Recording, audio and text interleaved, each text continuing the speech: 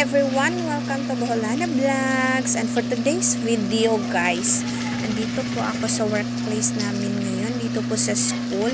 Since nag-declare po yung governor namin dito sa Bohol ng suspension of classes, wala po kaming face-to-face learners ngayon guys. Nag-send lang kami ng modules today for our classes. Tapos I'm done sending them modules na guys. I'm doing the costume na guys. Tatahi po ako ng costume for my pamangkin.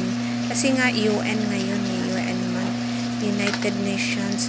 At saka yung costume niya guys ay Greece country. Before this one guys, nagtatahi din po ako para sa learners ko kasi may dalawa po akong contestant for Mr. and Miss UN. Tapos yung gagamitin namin is recycled materials. Yung ginawa ko guys is sako siya guys. Gawa ng sako at saka eco bag.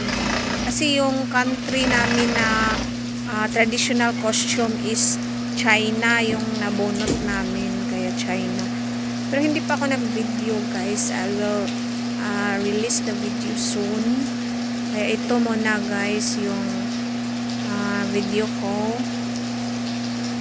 Yung Greece na costume guys. Yan. Hindi ko nakunan yung paano ko tinahi yung dress. Kasi nga mag-isa lang ako dito ngayon. Dito na part, mag-isa lang ako. Pero may mga kasama ko doon guys. Yung ibang teachers nandun sa kanilang mga places din. Nandun sa office yung iba. Tapos yung iba na sa room nila. Yan na guys. Okay.